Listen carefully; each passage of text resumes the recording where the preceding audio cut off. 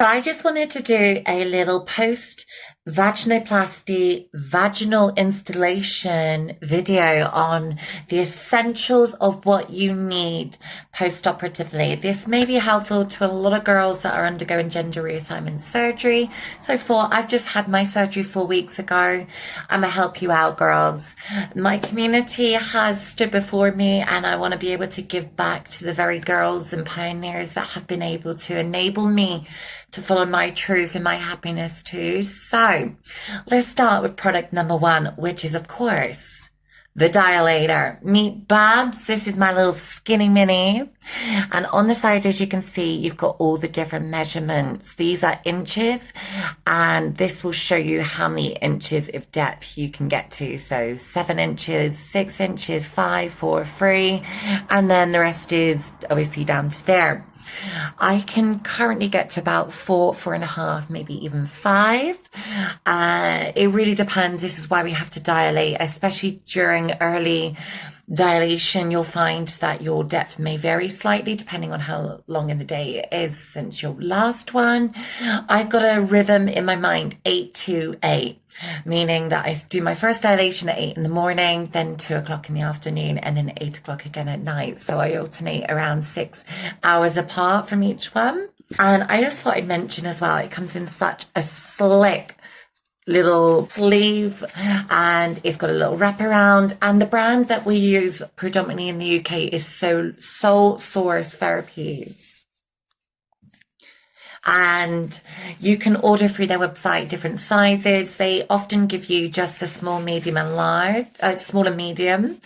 And this is what the medium one looks like. So you can see it's a little bit more girthy, but the same sort of width pretty much. It's a little bit longer, but that's your medium one. So then, of course, you're going to need some baby wipes, because you know how it is, girl, when you're dilating, things can get a little bit sticky, icky, and a little bit messy, which is why you also need your lubrications, because the vagina doesn't self-lubricate naturally like a biologically born happy woman. I'm using the Opti-Lube.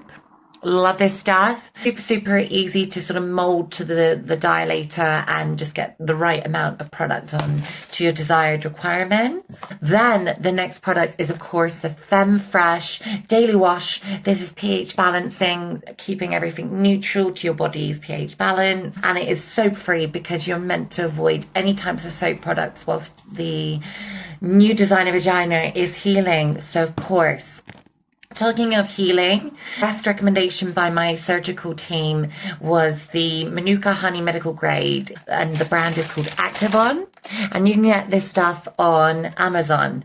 So that is pretty much, how can I forget the main girl herself?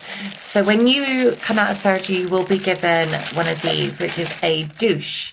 You can, however, buy your own ones online, depending on your preference. This is just a plastic one made in China. And you come with 2 different nodules, different shapes. So you've got the thin one. I'm literally showing you in the packaging. And you've got the thicker one. Really, depending on your preference, I try and use the thicker one. It just helps with my next dilation, and it's a psychological thing. I tell myself that if I use the bigger one, then hopefully dilation's a bit easier the next time. Other than that, that is pretty much your starter post pack of care that you would essentially need to get yourself by via dilation, and just to maintain hygiene and keep everything clean. If you have any questions, of course, relating to gender reassignment surgery, vaginal installation, and orchiectomy, please let me know in the comments below, or just private message me. I'd be happy to answer any of your questions. But I'm so freaking happy. I have no regrets. Contrary to the skeptics and people who create misinformation online about our community, the transgender community, I just want to shed some light that this surgery genuinely gave me a whole new meaning to life, and showed me now that I don't have to focus on my body so much. I can actually go out in the world and just wear what I want and not have this dysphoria saying you've got a penis, you've got a penis, you've got a penis still.